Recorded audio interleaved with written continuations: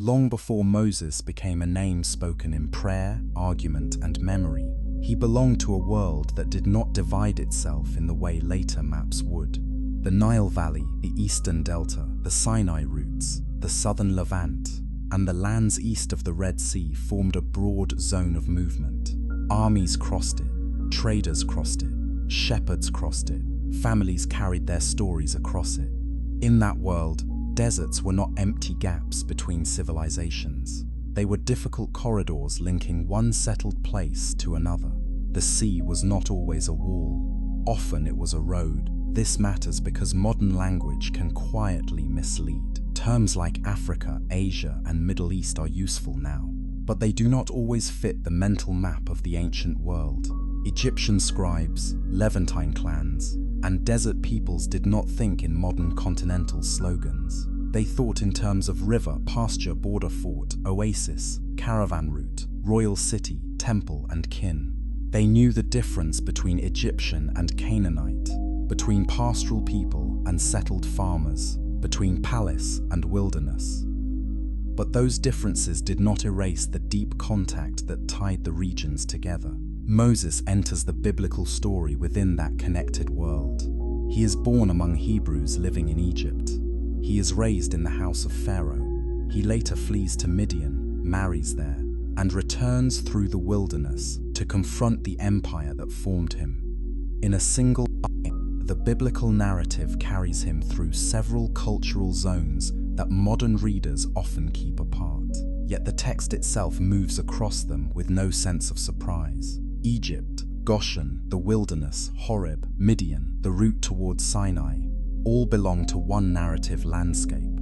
When people ask what Moses looked like, they often bring modern racial categories to an ancient problem. The Bible does not offer a physical description of him in the way a modern passport would. It does not state his height, his features, or the shade of his skin. What it does offer is setting, lineage, social location, and the responses of other people within the story. He is born to a Hebrew family, descended from Levi. He grows up in Egypt. When he arrives in Midian, he is taken for an Egyptian. These details do not solve every question, but they do tell us that Moses belonged to the human world of the Eastern Nile and its neighboring lands, not to the pale, Europeanized imagery that became familiar much later. The old paintings of Moses in many churches tell us more about the painters than about the prophet. Medieval and Renaissance artists often gave biblical figures the faces of their own societies. European painters painted a European Moses. Ethiopian artists painted him differently. Christian traditions in the Near East imagined him within their own visual world. None of this is strange. Communities remember sacred figures through forms that feel near to them. The problem begins only when one inherited image claims to be the neutral, obvious, historical one. The world of Moses was ancient, layered, and mixed. Egypt had long dealt with Nubia to the south, with Levantine peoples to the northeast, and with desert groups on its margins. Semitic-speaking populations had moved in and out of the delta for generations. Some came in hunger, some came as laborers, some served states, some traded animals and goods, some settled. The line between insider and outsider could shift depending on politics, taxes, war, and royal fear. A family could live in a land for generations and still remain marked as not fully belonging. That tension stands at the beginning of the Exodus story. A people once tolerated becomes a people feared. A family story becomes a labor story. Memory hardens into policy. The new king in Egypt, as Exodus tells it, does not remember Joseph. That sentence is political before it is personal. To forget Joseph is to forget an old bond, an old benefit, an old reason for restraint. Once memory is broken, the state sees numbers instead of names. It sees potential rebellion instead of neighboring families. It sees labor to be controlled. The story of Moses therefore begins not with heroic self-definition, but with a trapped people and an anxious empire. The empire is strong enough to build, tax, and command. The people are numerous enough to alarm it. The infants of the Hebrews are drawn into the logic of policy. In such a setting, identity is not abstract. It can decide whether a child lives or dies. Yet even here the biblical text is careful. It does not portray the Hebrews as a detached race arriving from nowhere. They are already woven into the fabric of Egypt's labor system. Their story is part of Egyptian history, even as it is also a story against Egyptian power. So before Moses appears in the reeds, the first task is to let the ground settle beneath him. He is not born into a world of clean civilizational boxes. He is born into a contact zone. He belongs to a family with roots in the world of Jacob and Levi. Yet his earliest horizon is the Nile. The language of covenant stands behind him. The machinery of empire stands before him. The geography around him links Africa and the lands to its northeast by habit, trade, war, and kinship. If we begin there, the question of Moses becomes less about forcing him into modern camps and more about recovering the human landscape in which he actually lived. Chapter 2: The Bible. Moses, through the house of Levi, one of the sons of Jacob, who was also called Israel. That family story reaches back beyond Egypt to Canaan, and beyond Canaan to the memory of Abraham. In the book of Genesis, Abraham's journey begins far from the Nile. He moves from Mesopotamia toward the land of Canaan, then later passes through famine into Egypt. His descendants live as sojourners, not as kings. They travel, bargain, build altars, bury their dead, and depend on promises not yet fulfilled. Their story is not one of settled imperial certainty. It is one of movement under divine word. By the time the family of Jacob enters Egypt in the Joseph narrative, they come not as conquerors but as kin-seeking survival. Famine has pressed them hard. Joseph, now placed near power in Egypt, becomes the means of preservation. The biblical text remembers this move with both gratitude and danger. Egypt saves them, but Egypt also becomes the place where their freedom is eventually crushed. The land of refuge becomes the land of forced labor. That double memory shapes everything Moses will later do. Moses belongs specifically to the tribe of Levi. Exodus names his father Amram and his mother Jochebed. The genealogy is not mere ornament. In the ancient world, genealogies located a person inside a web of duty, inheritance, and sacred memory. To be of Levi would matter deeply later, because the tribe becomes associated with priestly service and the care of holy things. Yet at the beginning, Levi's line is not living in temple dignity. It is living under threat. Some readers try to solve the identity of Moses by treating lineage as if it worked like a modern racial code. The biblical text is less simple than that. Hebrew identity in the Torah is covenantal, familial, and tribal before it is anything like modern race talk. The people are bound by descent, marriage, memory, and worship. Their ancestors moved through regions where different populations met and mingled. The Bible knows Egyptians, Cushites, Midianites, Canaanites, Arameans, and others as distinct peoples, but the basis of distinction is not identical to what later centuries mean by black or white. Language, kinship, territory, ritual, and political allegiance all mattered. Still, ancient distinctions did not cancel physical reality. The peoples of the Nile Valley, the southern Levant, the Arabian borderlands, and nearby regions did not spring from separate planets. They belong to the broad Afro-Asiatic world of northeastern Africa and western Asia, with long histories of contact.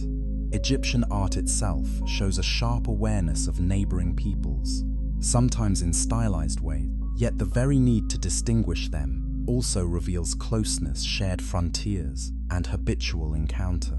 Human variation existed, of course, but the later imagination that paints the biblical world as naturally European has no basis in the scriptural setting. The family line behind Moses also reaches through mothers as well as fathers, though ancient texts often name women less often. Leah, Rachel, Bilhah, Zilpah, Jochebed, and the unnamed daughter of Pharaoh all shape the story.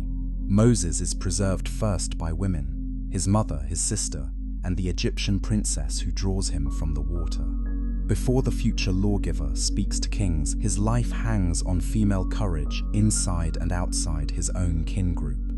That is not a minor detail. It tells us that the Exodus story begins under the shadow of imperial violence, but also under the quiet resistance of ordinary people who act before the hero can. For the Hebrews in Egypt, time itself becomes a burden. Exodus speaks of long years of oppression. Generations are born into labor.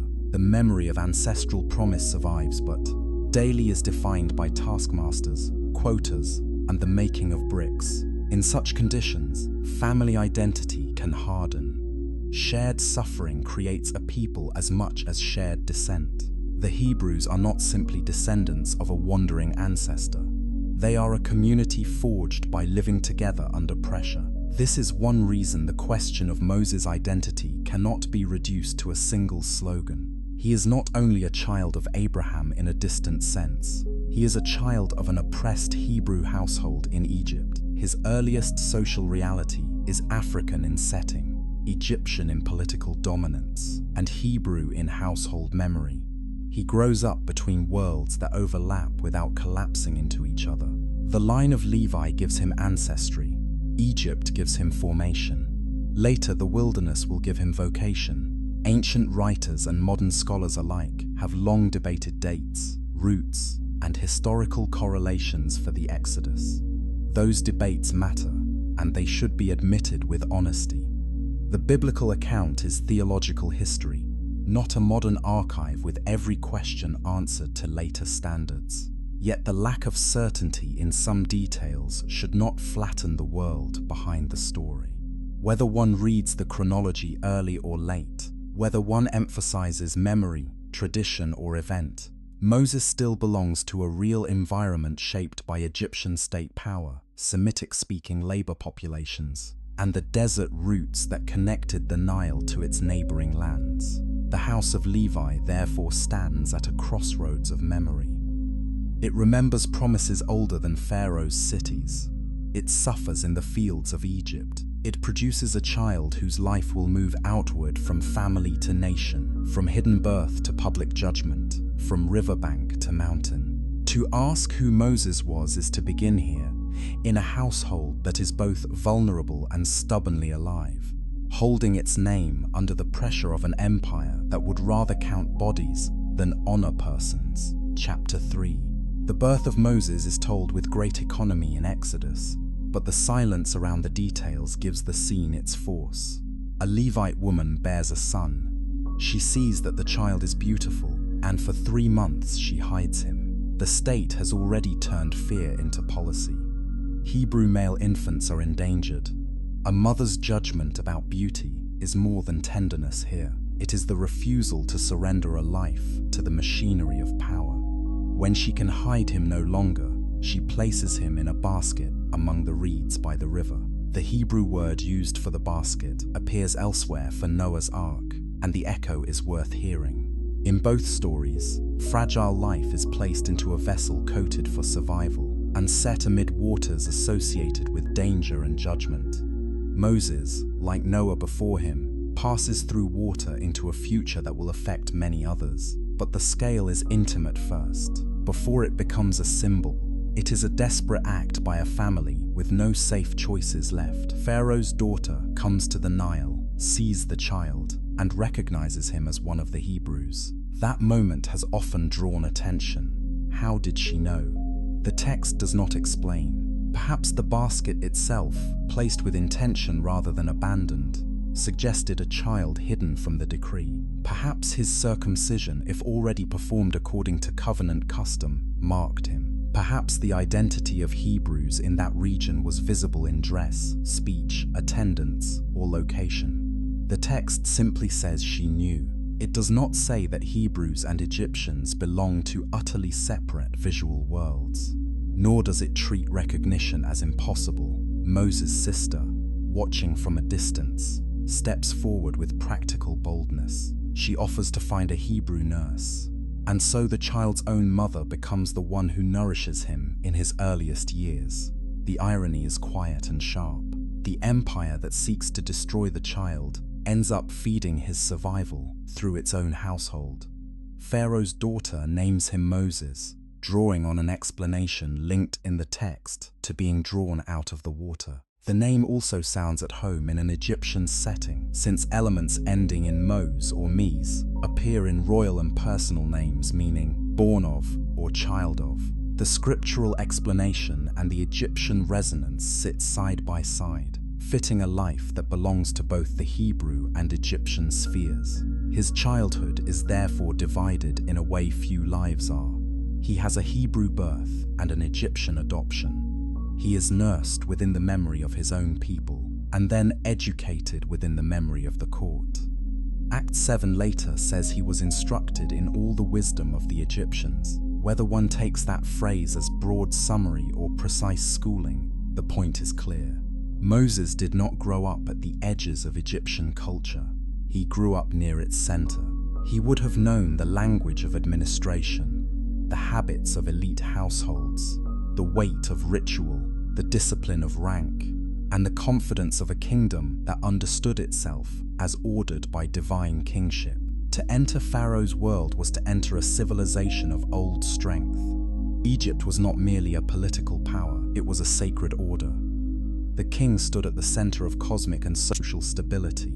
Temples, processions, offerings, scribal training, monumental memory, and the rhythm of the Nile all reinforced the sense that Egypt endured because Egypt was rightly aligned. In such a world, labor was not only economic, it served the glory of order itself.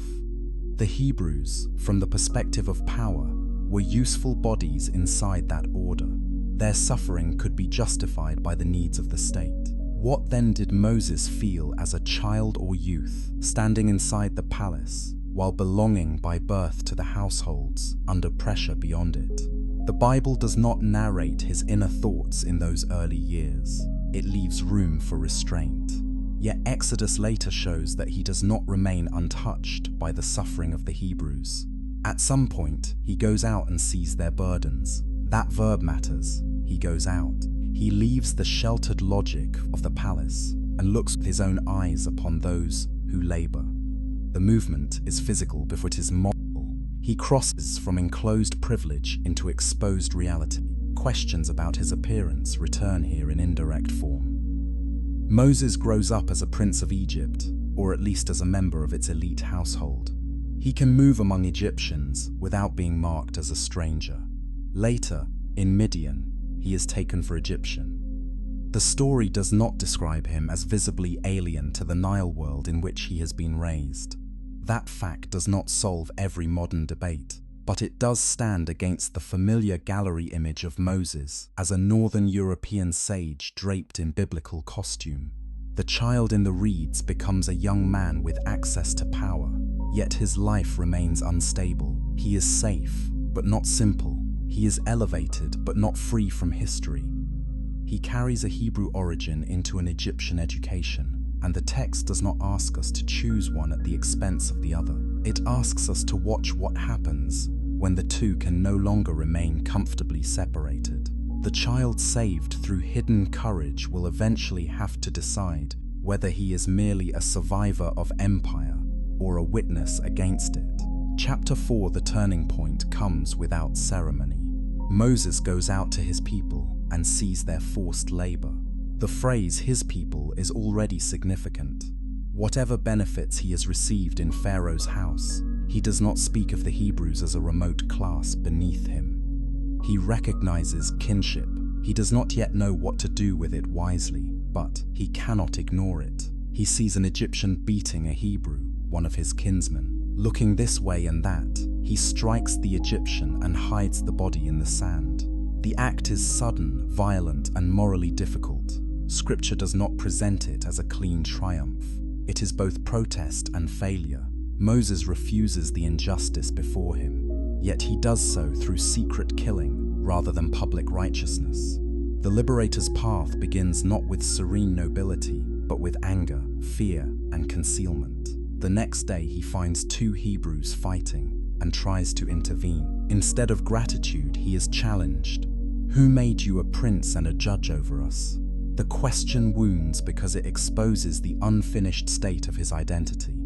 He has rejected Egyptian violence, but he has not yet become a trusted shepherd of his own people. He belongs to them, yet they do not automatically receive him. Leadership in the Bible rarely begins with easy recognition. Moses learns early that moral passion alone is not enough.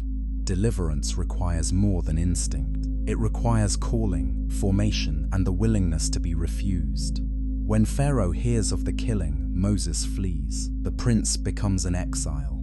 The man raised near royal power must now survive away from it, stripped of courtly protection. This fall is not incidental, it is the second birth of Moses. The first drew him out of water, the second draws him out of status. Without exile, he might have remained a troubled son of the palace, divided but inactive. In fleeing, he enters the long school of distance. His destination is Midian. Here again geography matters. Midian lies in the broad region east of the Gulf of Aqaba and around the northwestern Arabian zone, linked by trade routes and pastoral movement to the Sinai and the southern Levant. It is not the far edge of the earth, it is part of the same larger contact world.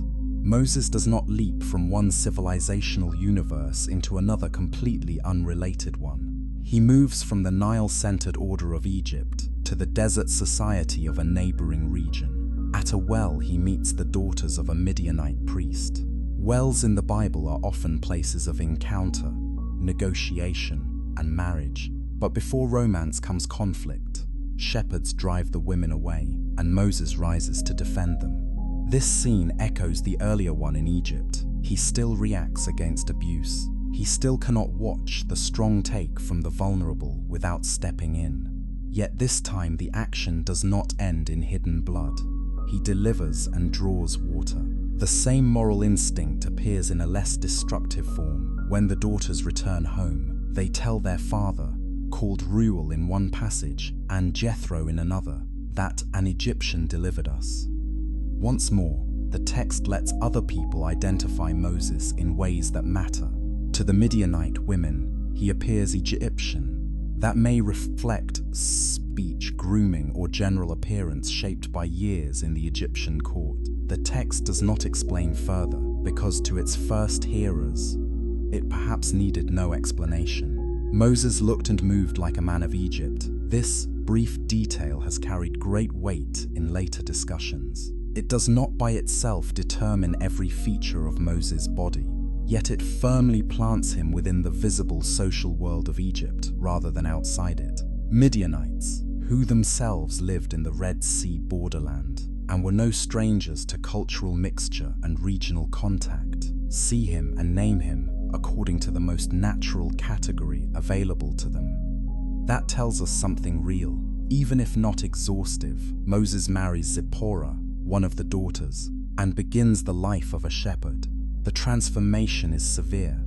He has moved from architecture to open land, from court schedule to the uncertain rhythms of flock and weather, from scribal and political culture to the patient attentiveness of someone who must know water, grazing paths, and danger from afar. Shepherding in biblical memory is never just rural detail. It is training in vigilance, humility, and endurance. It slows a person down. It also teaches dependence on terrain and season. Years pass. The Bible does not rush them. Moses becomes a husband and father.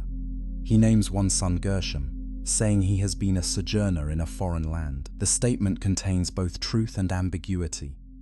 Which land is foreign now? Egypt, where he was raised but can no longer remain. Midian, where he has found refuge but not original identity. Moses lives between belonging and displacement. That tension does not leave him. In many ways, it becomes the condition under which God will later speak. Exile also purifies his anger. The man who once acted with immediate force is being taught to wait. The desert does not reward impulsiveness. A flock cannot be governed like a crisis. Day after day, Moses learns patience under a wide sky that does not care for palace urgency. When the call finally comes, it will meet not a young zealot fresh from moral outrage, but an older man who has known both privilege and loss, both kinship and rejection, both the river courts of empire and the harsh mercy of the wilderness. Chapter 5. The burning bush appears not in a royal hall, but in the quiet labor of an ordinary day. Moses is keeping the flock of his father-in-law and leads it beyond the wilderness to Horeb, the mountain of God. The text does not tell us that Moses is looking for revelation. He is working. That matters. In biblical narrative, divine encounters often break into routines already full of dust, fatigue, and unresolved memory. The holy does not arrive because a person has mastered himself. It arrives because God chooses to speak. Moses sees a bush burning yet not consumed. Fire in the ancient world is never neutral. It warms, purifies, destroys, and marks divine presence. But here the fire does not devour. The sign is both terrifying and restrained. A created thing bears unbearable energy without collapsing. The scene prepares for the pattern that will shape Moses' whole life. He too will be asked to bear more than seems bearable, and yet not be consumed by it. When he turns aside to see, God calls his name. The address is personal before it is national. Moses, he answers, "Here I am." The ground is declared holy. Sand, stone, and thorn frond are not holy by nature. They become holy because the living God is present there. Moses removes his sandals. The gesture is bodily, humble, and fitting. Revelation is not information alone. It is encounter. Then comes the self-disclosure that anchors the mission. God identifies himself as the God of Abraham, Isaac, and Jacob. Moses is not being introduced to a local deity of the mountain in isolation from Israel's past. He is being bound back to the covenant story that stands behind his enslaved people. The God who speaks in the wilderness is the God who heard the cries in Egypt. In the Bible, divine transcendence never means divine distance from suffering. The cry of the oppressed has reached heaven, and heaven answers by sending a reluctant man back into danger. Moses' reluctance is one of the most human features of the narrative. He does not greet the call with shining certainty. He asks who he is to go to Pharaoh. He asks what name he should speak. He fears his own lack of authority. Later, he protests that he is not eloquent. Different readers have offered different explanations for that hesitation. Perhaps he means a speech impediment. Perhaps he is speaking of social confidence. Perhaps he simply knows that courtly language and divine commission are not the same thing. Whatever the cause, his fear is real. God's answer does not flatter him. It does not tell Moses to believe in himself. It tells him, "I will be with you." The power of the mission lies not in the natural strength of the messenger, but in the fidelity of the one who sends him. This is a sharp difference between biblical calling and heroic legend. Heroes in legend often discover hidden greatness within. Moses discovers weakness exposed by command and sustained only by presence. At the burning bush, the divine name is also given in a form both revealing and elusive. I am, show I am, or I will be what I will be, depending on how one hears the Hebrew. The statement resists reduction. It offers assurance without surrendering mystery. Israel will not control this God through ritual technology. Pharaoh will not master him through rank. Moses himself will not fully define him. The name promises active being, dependable presence, and freedom beyond human management. Signs are given for the journey back. The staff turned serpent, the hand made leprous and restored, the water becoming blood. These are not circus displays. They are embodied symbols of divine power entering the realm of nature, body, and empire. Yet even after receiving them, Moses still resists. Finally, Aaron is appointed to assist him as spokesman. Some readers hear this as concession, others hear it as mercy. Perhaps it is both. God does not erase Moses' fear in a moment. He gives him brotherhood within the calling. One strange episode follows on the road, where Zipporah acts decisively in a circumcision scene that remains among the most difficult in Exodus. The text is brief and enigmatic, but its force is unmistakable. Covenant signs matter. The household of the deliverer cannot ignore the mark of belonging. while going to confront Pharaoh. Once again, a woman's action preserves the mission at a moment of danger. Once again, Moses is not carried by solitary greatness. By the end of this chapter of his life, Moses is no longer merely the man between Hebrew birth and Egyptian upbringing. He is now the man claimed by divine speech. Still, the old tensions have not vanished. He returns toward Egypt not as a triumphant prince reclaiming a role, but as a shepherd carrying a staff and a promise. He goes back to the house of bondage at an age when many would seek only quiet. The narrative places him near 80 years old. The years in Midian were not wasted. They became the furnace in which haste burned down and endurance took shape. When Moses and Aaron gather the elders of Israel and speak the words of the Lord, the people believe for a moment and bow their heads in worship. That moment is tender and brief. Relief comes quickly in hearing, but deliverance itself will prove slower and harder. The God of the bush has spoken, yet Pharaoh still reigns. Between promise and freedom stands confrontation, and Moses must learn that obedience does not move in a straight line from command to success. Chapter 6, The Meeting with Pharaoh, reveals what Moses is truly up against. He does not face only a stubborn ruler. He faces a whole system in which power, labor, religion, and identity have been fused. Pharaoh asks, "Who is the Lord that I should obey his voice?" This is not simple ignorance. It is imperial theology. The king of Egypt does not accept that a god outside his order can command him. To admit such a claim would be to crack the sacred logic of the state. The first result of Moses' obedience is not relief, but intensified suffering. Pharaoh increases the labor burden, demanding bricks without providing straw. The Hebrew overseers are beaten. The people turn on Moses and Aaron with bitter words. This pattern appears often in the Bible and in history. The first challenge to entrenched power may worsen conditions before it breaks them. Oppression retaliates.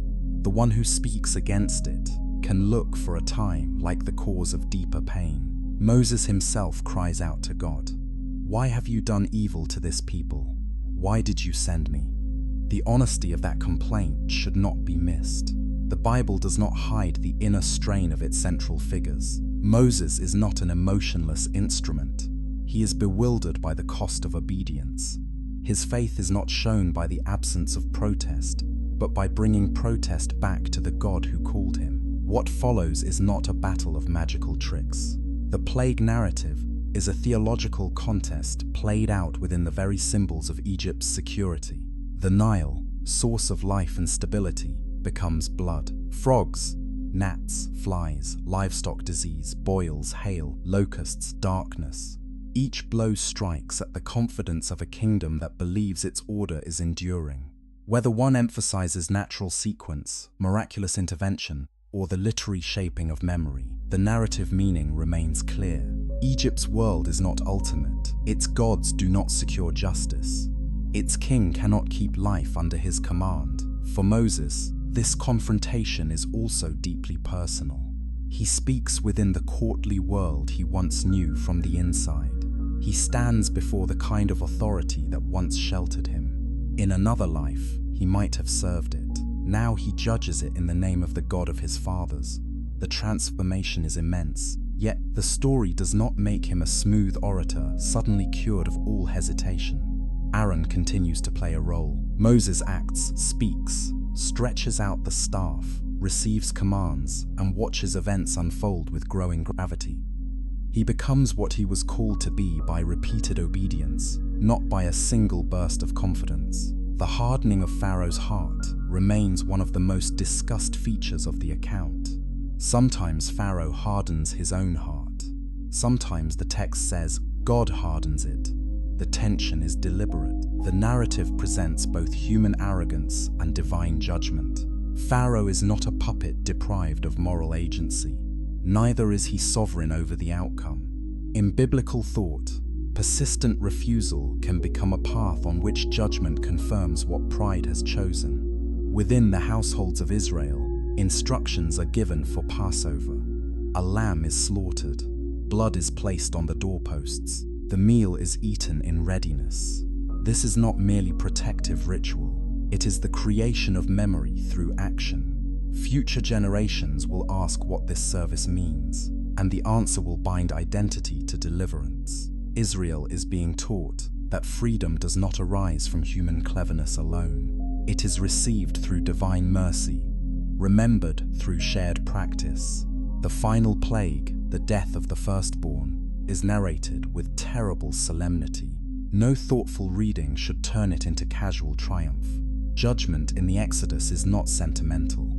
The Bible allows grief to stand alongside deliverance. The God who hears the cry of the oppressed also judges a house of oppression with dreadful force. Later readers have wrestled with this, and they should. The text does not ask for cheerful approval. It asks for seriousness before the scale of bondage and the cost of breaking it. When Pharaoh finally lets the people go, the release is not a negotiated reform. It is a collapse of resistance under judgment. Yet even here the narrative remembers complexity. A mixed multitude goes up with Israel. The Exodus is not a clean separation of sealed ethnic blocks. Other people are caught up in the movement. Some leave with Israel. The departing community already contains layers of identity and allegiance. To speak of Moses as an African figure in this moment is not to flatten him into a slogan, but to recognize the environment in which he acts. He is a deliverer formed in Egypt, confronting Egyptian power, leading a people from African soil through a desert route toward covenant. The central drama of his life is inseparable from the Nile world. Whatever later art preferred to show, the biblical story is rooted in the earth, labor, river, and politics of northeastern Africa and its adjoining lands. As the night of departure gives way to movement, Moses is no longer the hidden child, the conflicted prince, or the anonymous shepherd alone. He becomes the visible leader of a public people. Yet his authority remains derivative. He does not free Israel by personal brilliance. He mediates commands, signs, and judgments from the God who insists on hearing slaves. That is why the Exodus is remembered not simply as a political escape, but as an unveiling of who rules history.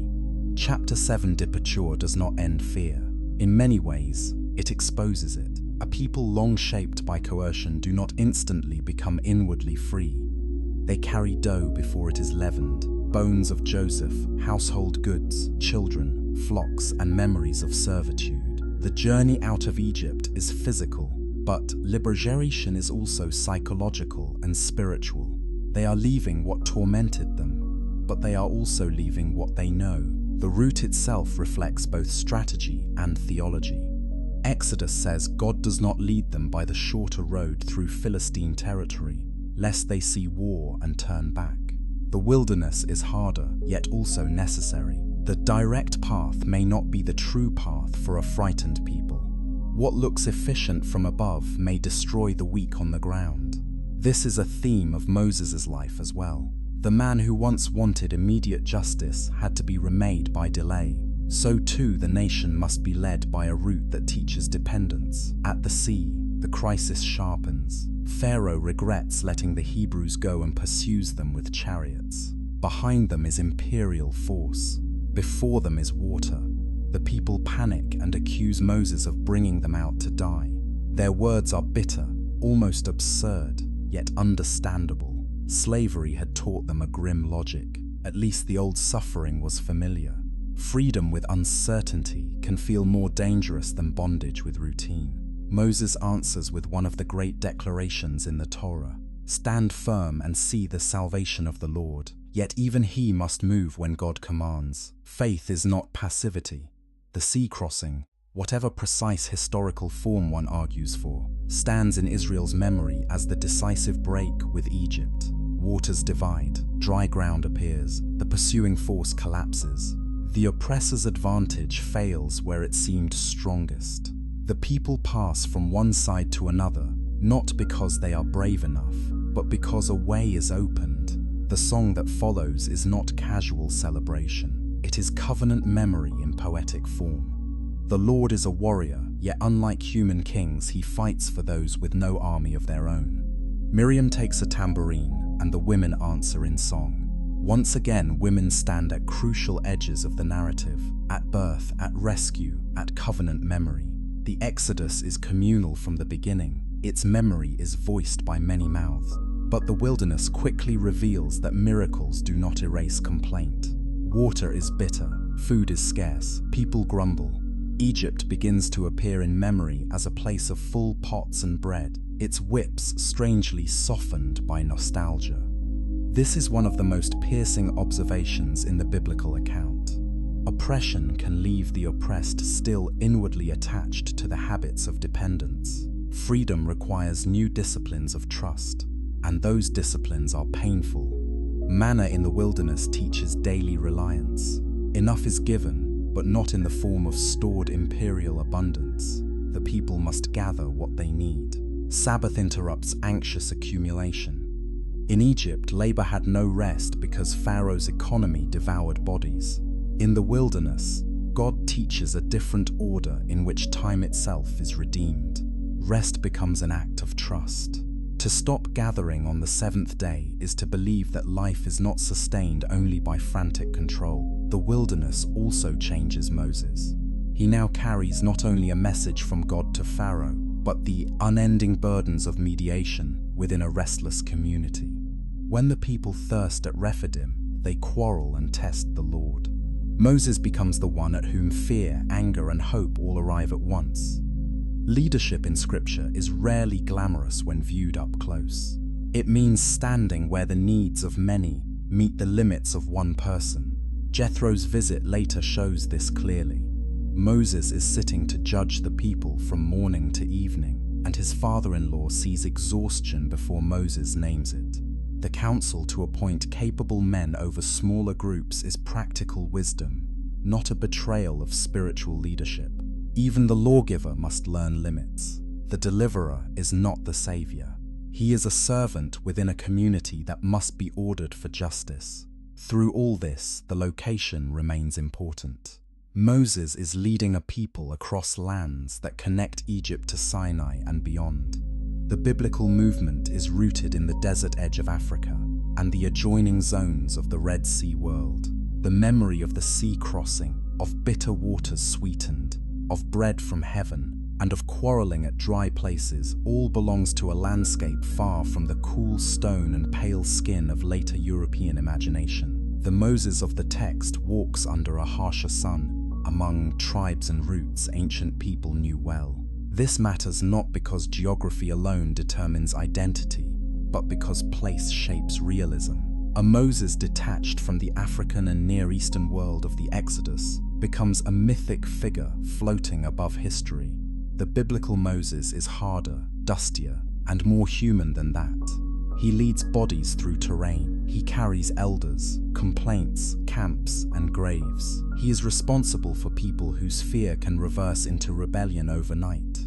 He has crossed the sea, but the sea does not end the work. It only begins the long education of a people who must learn that freedom is more demanding than escape. Chapter 8 at Sinai, the Exodus reaches its deepest center. Deliverance from Egypt was never the whole goal. Israel is brought out in order to be brought near. The mountain becomes the place where a rescued people are bound into covenant. Thunder, cloud, trumpet sound, boundary markers, washing, waiting, fear. The scene is one of holiness that both attracts and warns. The God who herd slaves is not tame because he is compassionate. He is still fire. The covenant at Sinai must be heard within the world of the ancient Near East, where treaties, laws, and royal claims were familiar forms of ordering life. Yet the biblical account transforms those patterns. Israel is not gathered by a human emperor who conquered them. They are gathered by the God who freed them. The commandments begin not with abstract philosophy, but with memory.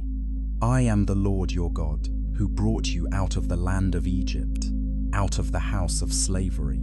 Ethics are grounded in redemption.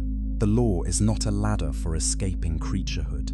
It is a way of life for a people already delivered. Moses moves repeatedly up and down the mountain, bridging heaven's word and the people's hearing. Few images capture his vocation more clearly. He is the mediator who stands between holy presence and frightened community. Yet even here, Scripture refuses to make him a solitary mystic detached from public life. The covenant concerns family, labor, truth, violence, sexuality, property, worship, debt, strangers, festivals, priests, and land. Sinai joins theology to social practice. It insists that worship without justice is false, and that freedom without form decays quickly. The tabernacle instructions that follow can seem distant to modern readers, but they are central to understanding Moses' world. Fabrics, wood, lampstands, altars, priestly garments, incense, oil, and measured spaces are not decorative trivia. They show that holiness is to dwell among the people in ordered form. Egypt had temples and sacred processions. Israel too will have a holy center, but not one identified with a divine king who enslaves. The presence of God will travel with a freed people in the wilderness. Then comes the rupture of the golden calf. While Moses is on the mountain, the people press Aaron for visible gods to go before them. Their demand is not simply pagan curiosity, it is panic mixed with habit. They have come out of a world saturated with images, processions, and visible sacred power. Waiting for the invisible God is harder than bowing before a crafted certainty. The calf episode reveals that liberation from Egypt does not mean Egypt has vanished from the imagination of the people. Moses descends and sees the dancing. He breaks the tablets. The act is not uncontrolled temper alone. It is prophetic sign. The covenant has been shattered below even before it is delivered in full. Yet the story does not end there. Moses intercedes. This is one of the highest moments of his character. He who once acted violently in haste now stands in the breach for a guilty people. He even offers himself in relation to their fate. The man who struggled to accept the call now pleads with God not to abandon Israel. The renewal of covenant after judgment shows the extraordinary tension at the heart of biblical faith. God is holy enough to destroy, merciful enough to forgive, and free enough to remain present among a stubborn people. Moses asks to see God's glory, and the answer is both yes and no. He will see the goodness of God pass by, but not the divine face in full. Human intimacy with God has limits. Even Moses, greatest of the prophets in Israel's memory, remains creature before creator. When he comes down from the mountain with the renewed tablets, the skin of his face shines. The Hebrew term can suggest rays or radiance. The point is not cosmetic strangeness, but the visible residue of encounter. He has been in the presence of the holy, and his very face now unsettles the people. They are afraid to come near him until he calls them. After speaking the words of command, he veils his face, removing the veil when he goes in before the Lord. This shining face has sometimes been lost under strange later artistic traditions, including the old mistranslation that gave Moses horns in parts of medieval art. Yet the biblical emphasis is simpler and deeper. Moses has become marked by communion. The sign is not tied to racial fantasy, but neither should it be absorbed into it. The radiance belongs to a man formed by the wilderness of Sinai, by the covenant of Israel, and by the God who dwells in fire and mercy.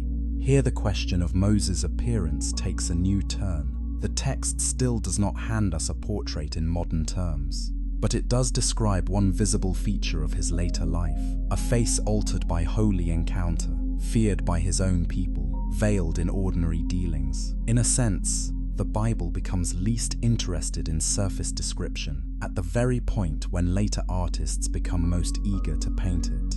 The scriptural focus is not on satisfying curiosity. It is on showing that Moses, shaped by the African and Near Eastern world of the Exodus, is finally marked most deeply by the presence of the God who called him. Chapter 9. After Sinai, Moses must lead not a newly rescued crowd alone, but a covenant people still capable of collapse. The wilderness years expose the fracture lines within Israel. Complaints continue. Rivalries emerge, fear returns. The generation delivered from Egypt proves unable to move simply from revelation to trust. This is not a failure of divine power, but a mirror held up to the human heart. The story of the spies reveals this clearly. 12 men are sent to explore the land ahead. They return carrying evidence of abundance, yet most bring also a report shaped by fear. The land seems too strong, its cities too fortified, its people too great. Caleb and Joshua urge confidence, but the congregation listens to fear more easily than to promise. In that moment, the Exodus generation turns backward in spirit. Even while standing outside the old world physically, they talk of appointing a leader to return to Egypt. Bondage has been left behind geographically, but it still offers itself as a mental refuge. Moses falls on his face before the people. Again and again he stands between judgment and destruction. He is leader, intercessor, judge, and sufferer of other people's panic. The burden is enormous. The sentence that follows, that the generation will wander and die in the wilderness, is tragic but coherent. A people shaped by fear cannot inherit by force of memory alone. History has to pass through time. New life must arise. The rebellions against Moses also take personal form. Miriam and Aaron speak against him in one episode, and Miriam is struck with disease until Moses intercedes. Korah, Dathan, and Abiram challenge his authority more directly, wrapping political ambition in the language of holiness. All the congregation are holy, they say, and in one sense they are right. Israel is a holy people, but holiness does not erase calling. The earth swallowing the rebels is shocking, yet it makes a severe point.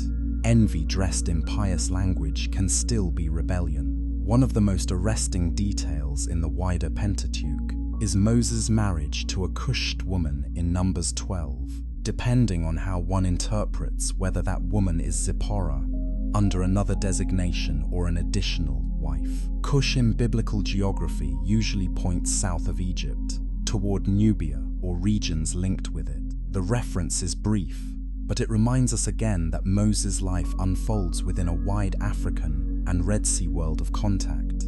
The biblical narrative is not embarrassed by connections that later racialized imagination has often tried to simplify. It names peoples and marriages without consulting modern categories first. Another crucial scene comes at Meribah, where Moses, under pressure from the people's thirst and complaint, strikes the rock in anger when commanded to speak. Water comes, but Moses is told he did not uphold God as holy before the people, and therefore will not bring the assembly into the land. Readers have long wrestled with the severity of this judgment, yet the narrative remains consistent in one thing. Moses is great, but he is not above accountability. His nearness to God does not place him beyond obedience. The Bible honors him without softening his limits. As the years pass, the wilderness becomes not merely a place of punishment, but of formation and remembrance. Laws are repeated, festivals are ordered, priestly duties are clarified. The camp learns, forgets, and learns again. The tabernacle stands at the center as sign that God has not abandoned the people even in delay. This is why later biblical reflection can remember the wilderness both as place of testing and as place of first love, where God led Israel by cloud and fire. Moses' own character deepens in this long middle stretch. He began as a man who reacted sharply to visible injustice. He became a fugitive, then a shepherd, then a spokesman under protest, then a leader under impossible pressure. Now he appears as an aging servant, carrying a people whose failures he cannot cure. There is a profound sadness in this. He gives his life to a generation that will not fully arrive. Yet there is also greatness of a rarer kind. Moses remains faithful inside incompletion. The question of his identity should be held here, not only at his birth. Who is Moses after decades in the wilderness? He is still Hebrew by covenant and descent, still a man shaped by Egypt, still linked by marriage to neighboring peoples, still dwelling within the desert world that binds Africa and Arabia by root and memory. His life resists narrow ownership. He belongs to Israel's story, but his body has walked through multiple cultural landscapes. That is why later communities across Africa, the Near East, and beyond have found him near. His story was never born in isolation from them. In these years, Moses also learns perhaps the hardest truth of leadership. One may serve a promise without personally possessing its final form. He will lead toward the land, legislate for it, sing of it, and bless its tribes. But he will not settle there. His authority is therefore purified of conquest. He is not a founder who crowns himself by entering the inheritance first.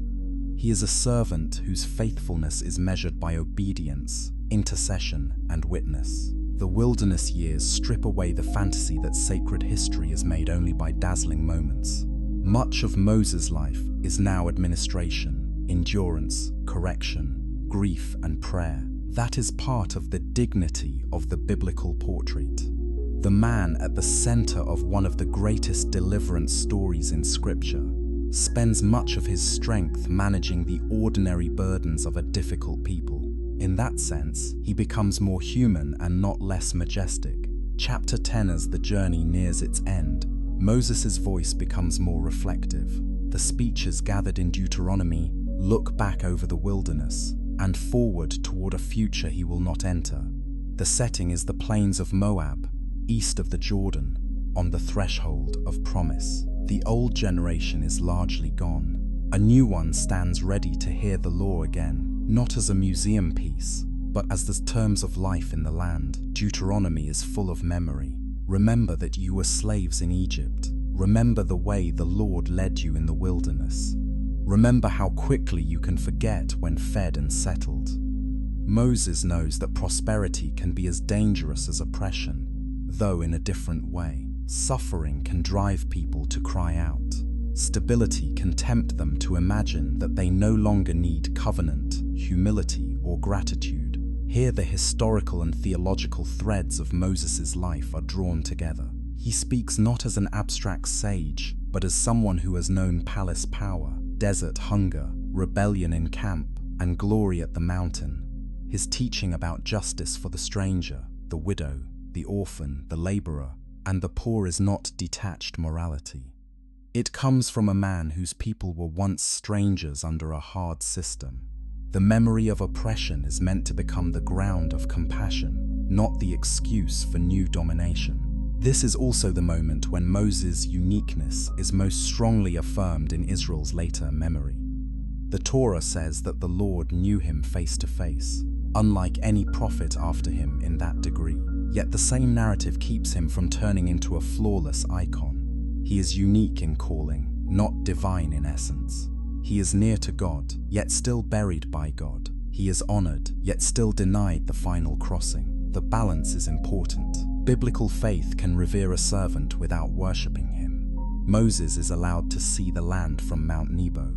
He looks over Gilead, Naphtali, Ephraim, Manasseh, Judah, the Negeb, and the plain of Jericho.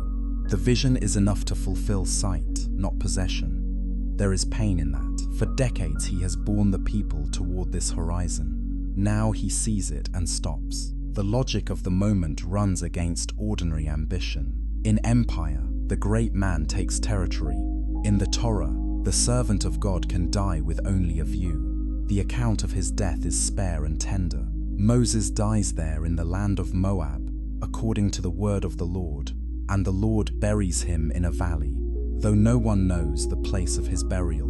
That hidden grave has preserved him from a certain kind of misuse. No shrine controls him. No dynasty claims his tomb. His authority rests in the word he delivered and the memory of the God he served. One detail at the end often passes quietly but is worth hearing. Moses was 120 years old when he died. His eye was not dim, nor his vigor abated. The description does not mean eternal youth. It means that his life, though burdened, remained whole in service to the end. The man who once feared his inadequacy has been carried through a task larger than himself. What then should be said, at the edge of his death, about the claim that Moses was black, African, or both? Historical honesty asks for careful speech. The biblical text does not provide a modern racial label for Moses. It does not state his skin tone in direct terms. Any claim that pretends the Bible gives a simple modern category goes beyond the text. Yet historical honesty also resists the opposite, error. Moses was not a figure of European origin inserted into the ancient world. He was a child of the Hebrew community in Egypt, raised in the Nile world, active across the wilderness zone between Africa and its northeastern neighbors, and embedded in the social and cultural realities of that region. To detach him from Africa is as misleading as to force him into a slogan without nuance. Later traditions have remembered Moses in many colors because communities remember scripture through their own faces. But beneath those traditions lies the older reality of a prophet whose life cannot be understood apart from northeastern Africa and the Red Sea world. If some modern readers insist on recovering that forgotten setting because earlier art and teaching obscured it, their protest has force. It pushes against a long habit of whitening the biblical imagination. Still, the strongest correction is not another simplification. It is a fuller history. Moses dies outside the land, but not outside the promise. His story closes with mourning, succession, and memory. Joshua will lead onward. Israel will cross. The covenant will continue to test and sustain the people. Yet Moses remains the one through whom liberation, law, and wilderness formation were first bound together. He belongs to the beginning of Israel as few others do.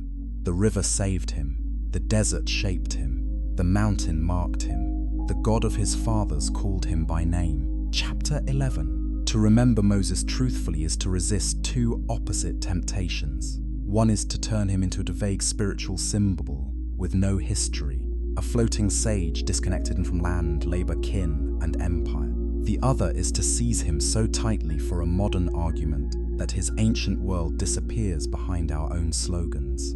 The biblical Moses can survive neither distortion. He is too historical to be only myth, and too theologically charged to be reduced to identity politics alone. His story invites a deeper kind of seeing. He emerges from a Hebrew family in Egypt, from the line of Levi, under the shadow of state violence. He is preserved by women, named through water, educated in the household of Pharaoh, driven into exile by an act of failed justice, remade by years in Midian, called by God in fire, sent back against imperial power, and entrusted with a people who both need and resist him. He receives law amid cloud and thunder, pleads for mercy after apostasy, and spends his later years carrying a generation through its own fears.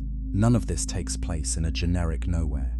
It takes place in the ancient world of the Nile, Sinai, Midian, and the lands around them. For many readers, especially those shaped by inherited European depictions of the Bible, recovering that setting changes the emotional weight of the story. Moses no longer appears as a marble figure from a distant museum. He becomes a man of dust, river light, desert wind, and hard political reality. He belongs among peoples whose histories cross the spaces modern maps now color separately. He belongs to a world in which Egypt and its neighbors were linked by conflict, trade, migration, marriage, and memory. This does not answer every question with neat certainty. Much remains debated. The date of the Exodus, the exact route of the journey, the historical reconstruction of social groups in the Delta, and the interpretation of some ethnic terms all remain matters of scholarly discussion. A responsible account admits this, but uncertainty in some areas does not erase what is clear in others. Moses is native to the scriptural world of northeastern Africa and the adjoining Near Eastern corridor. He is intelligible there. He is distorted when removed from it. The Bible itself leaves identity layered rather than flat. Moses can be recognized as a Hebrew infant and later taken for an Egyptian man. He can marry into Midian and be linked by later reference to Cush. He can stand before Pharaoh in the language of covenant and before Israel in the language of law. Such a life does not fit easily within rigid modern categories, and perhaps that is part of its gift. It reminds later readers that the ancient world was full of movement, contact, and overlapping loyalties. Yet one conclusion remains hard to avoid. Any tradition that habitually imagines Moses as naturally white, in a modern European sense, is not reading from the texture of the biblical world. That image arose from later artistic and cultural habits, not from Exodus itself. To challenge that habit is not an act of novelty. It is an attempt to let the story return to its own ground. Whether one chooses the language of African, Afro-Asiatic, or simply ancient Israelite within the Egyptian world, the direction of correction is the same, back toward the lands and peoples among whom Moses actually lived. In the end, Moses matters for more than the argument over his appearance. He matters because his life gathers several of the Bible's deepest themes into one human story. Oppression is real, power lies, memory can be buried, God hears. Freedom deliverance is formation. Law without mercy becomes stone. Mercy without law dissolves into chaos. Leadership wounds the leader. Holiness is beautiful and dangerous. A people can cross a sea and still carry Egypt inside them. A servant can speak with God and still die outside the fulfillment he served. That is why Moses has endured in Jewish, Christian, and even broader human memory. He stands at the crossing of suffering and vocation. He is not simply a national founder, nor only a prophet, nor only a lawgiver. He is a witness to what happens when divine purpose enters history through a reluctant person and refuses to leave the world as it was. To speak of Moses as an African prophet, then, can be meaningful if it restores what later imagination obscured. The African setting of his birth and formation, the Nile world that shaped his early life, and the intimate connection between Egypt and the neighboring lands through which he moved. It becomes less helpful if it claims more certainty than the text allows, or replaces one flattening image with another. The strongest account is the one broad enough to hold both correction and caution. What the biblical narrative gives us, finally, is not a painted portrait but a lived one. A child hidden from death. A young man split between privilege and kinship, a fugitive learning silence, a shepherd interrupted by fire, a spokesman who fears speech, a leader accused by the very people he serves, a mediator whose face shines after speaking with God, an old man standing on a mountain, looking at a land he will not enter. That Moses does not need later varnish to become compelling. He is already more serious, more searching, and more human than the images that often replaced him. And when his story is returned to its proper world, to Egypt, to the wilderness, to the borderlands of Africa, and the ancient Near East, something else is restored as well. Not only his setting, but the force of the Exodus itself. The God who called Moses did not act in abstraction. He acted in history, among real peoples, under a real sun, against real chains. That is why the story still speaks. It does not ask to be admired from a distance. It asks to be remembered in truth.